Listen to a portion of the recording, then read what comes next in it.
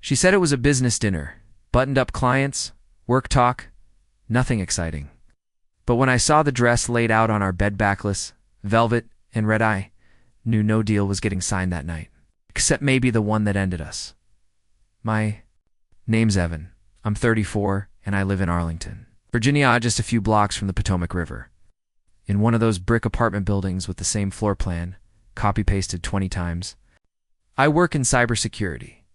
Boring to most people, but I like it. It's predictable. It's data, logic, code things that make sense if you follow the right path.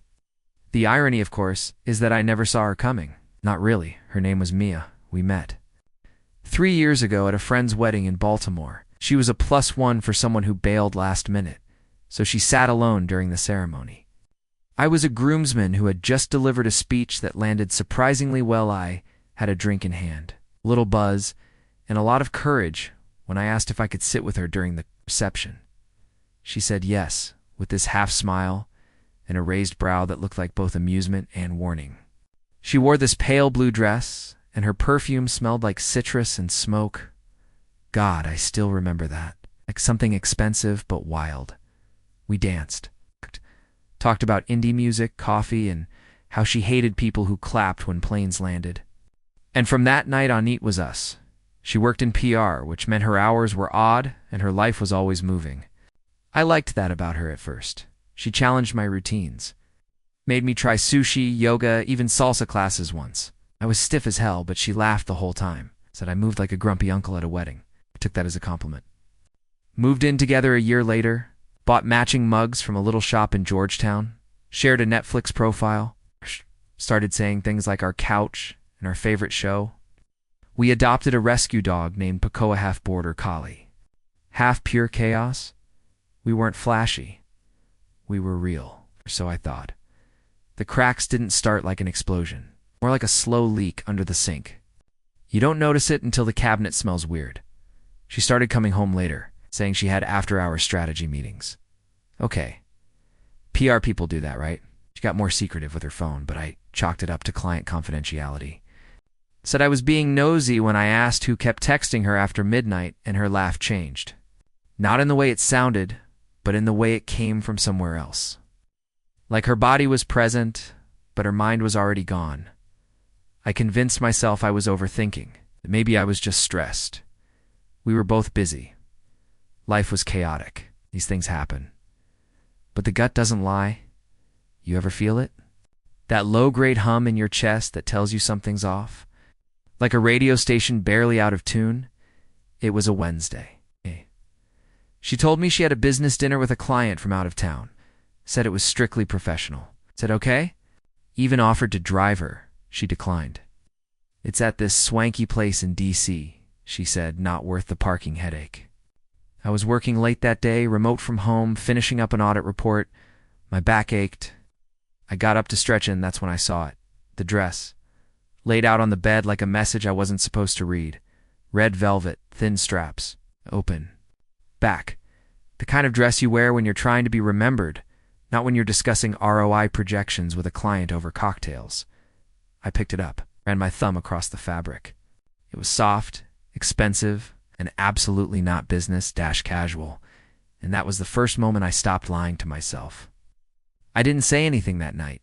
She came home around midnight, smelled like gin and something floral, hair tousled like she'd been out in the wind, cheeks flushed, smile too wide for someone who just had a boring business dinner. I asked how it went. She said fine, just work talk, kinda dull. Then she kissed me light, distracted, and went to shower. That was when I started keeping score, not to catch her in a lie. Not at first. I just needed clarity. My gut wouldn't shut up, so I started looking for patterns, tracking timestamps, watching expressions. Over the next few weeks, it became harder to ignore. She started working later than ever before.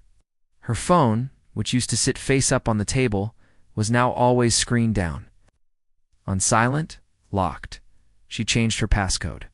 Claimed her company made them rotate it monthly for security compliance. Sure, I work in cybersecurity. That's not a thing. She started mentioning a new client, Eli. Said he was important, and she was trying to land a big retainer. I said, "Cool, what's the company?" And she said something vague about tech integration consulting, the kind of corporate word soup people use when they don't want you asking more questions. But I didn't push. Not yet. Instead, I paid attention. She'd laugh while texting, then go quiet when I entered the room. She left the apartment wearing soft makeup, but came home with bolder lipstick, eyeliner smudged just enough to tell a story. She wore heels, again ones she hadn't touched in months, said it made her feel powerful. I wanted to believe her. God, I really did. So I tried harder. Started cooking more, sent her little notes in her work bag. Bought her a spa day. She thanked me, smiled, but I could tell she was already somewhere else, somewhere with him. Then came the night that confirmed it. I was watching TV, some documentary. I wasn't even following. Pico started barking, so I got up to quiet him down. As I passed the bathroom, I heard her voice low, playful. She was on the phone. I didn't mean to listen, I swear, but I caught it. "I miss you too." Long pause then. She said, "You're bad. Stop. What if he hears?" I felt like I'd been punched in the throat. I stepped away, fast and quiet, sat back on the couch and stared at the screen, but the words just kept ringing in my ears. What if he hears? She came out 5 minutes later like nothing happened, sat beside me, put her head on my shoulder. I felt like a mannequin with a heartbeat. The next morning, I asked her who she'd been talking to last night. She blinked. "What do you mean? In the bathroom? Around 10? You were laughing?" She looked me dead in the eye. "It was Carly. You know Carly? We were talking about her breakup." I stared at her. She got defensive. "Evan, are you seriously snooping? On me now?" "No, I just heard something. That's all." She crossed her arms. "You're being paranoid. This is what happens when you don't trust your partner. Gaslighting. I didn't even recognize the woman I was looking at." The voice was sharper, her shoulders squared, not soft. Like she was already ready to argue before I even spoke. She started turning it on me more after that. "You're smothering me. You've changed. Why are you so insecure lately?" I started to doubt myself, started wondering if I was being too sensitive. Maybe I was overthinking things. Maybe it was just work. But then I checked the Uber history on our shared tablet. She didn't realize it. SYNCED. Thursday night. Pick up from our building. Drop off at the Whitmore. Pick up at the Whitmore. The Whitmore is a boutique hotel downtown. Place you go when you don't want to be seen at the Marriott. I clicked the receipt. $36.42. No dinner, no client meeting, no round dash trip. Just one way. And that's when the house of cards collapsed. After that Uber receipt, I didn't sleep. Not really. I laid in bed beside her while she breathed steady and slow like nothing was wrong. Like we were still a sand, I just stared at the ceiling, counting the cracks in the paint like they were scenes. I didn't confront her, not yet. Instead, I started gathering proof. Quietly, I wasn't going to lose my mind, arguing with someone who already decided to lie. I needed facts. Evidence. Something undeniable. Something she couldn't twist back into. An attack on my character. First, I installed a monitoring app on the tablet. Discreet. Legal. She had used her profile on it before. It was still synced to her messages and calendars. I wasn't proud of it. Pride doesn't do much when your relationship is rotting from the inside. Within 3 days, I had everything. Screenshots of late-night meetings that never existed. Flirty messages from me that included inside jokes, kiss emojis, and photos. Calendar entries labeled client dinner that matched reservations at the Whitmore's rooftop lounge. One message in particular made my stomach turn. "That dress you wore last time? Couldn't stop thinking about it. Wear it again for me?" Her reply already laid it out. "He won't even question it." That was me. I was the joke in there. Private script. I downloaded every screenshot. Created a folder on a USB drive labeled Tax Docs 2022. I knew she'd never look there. Then I waited. 1 week later, she told me she had another client dinner. Same excuse, same smirk. I asked casually, "You gonna wear the red dress again?" She paused. "Probably not. That one's too much." "Right," I said. "Wouldn't want to send the wrong message to a business partner." She looked at me strangely. And she laughed, nervous. Fake. What's with the tone? I just smiled. Nothing. Have fun. She left at 7:10 p.m. At 7:30, I followed her. I already knew where she'd be, the same hotel, room 406. I had tracked it via the last Uber drop-off and matched it to a previous. Reservation confirmation in her inbox. Her lover Leah had sent it to her under the subject line, "Our little corner of the world." I didn't go inside. I wasn't looking for a scene. I didn't want to scream or cry or punch walls. That's not who I am. Instead, I pulled up my phone and opened a pre-written email. Subject: thought you should know. Recipients: her boss, two of her biggest clients, and most satisfying of all, her father. Attachments: screenshots, hotel receipts, calendar, logs. The whole curated betrayal in one perfectly zipped file. And then I drove home. I changed the locks. Packed her things into 3 boxes: clothes, toiletries, and everything that hurts. Left them outside the door. She came back around midnight. Tried her key. Failed. Knocked. Evan. Her voice had that note of panic now. The one people get when they realized the music stopped and they weren't even listening. I opened the door, but only part way. She looked surprised. "Why are my things out here? I know." Her lips parted. She blinked.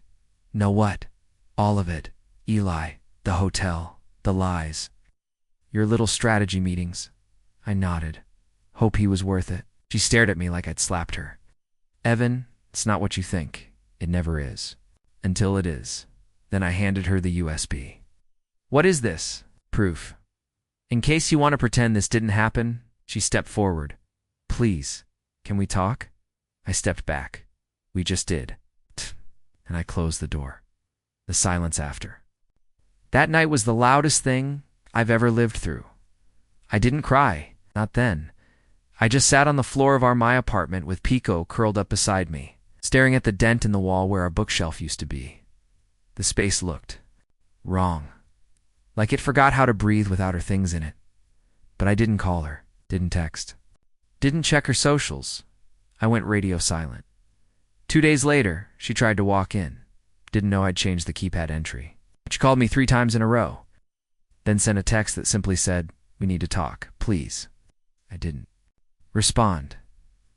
That weekend, she emailed me. A long one.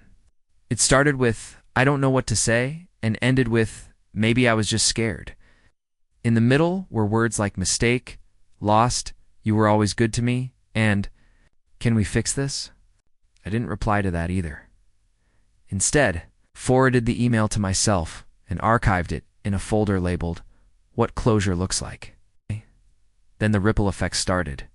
Her boss responded to the email I sent, professionally but firmly. Said they'd be investigating her conduct and reassessing her role. Kai firms live and die by their image, and hers was now radioactive.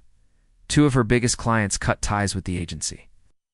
I heard this secondhand from a mutual friend who still worked there. She said, "Mia was basically ghosted by the office. Nobody wanted to be associated with scandal, especially one that involved a personal affair bleeding into client trust. Even her father, who used to call me son at Thanksgiving, texted me, 'I'm sorry, Evan. She was raised better than this.'" I stared at that message for 10 full minutes.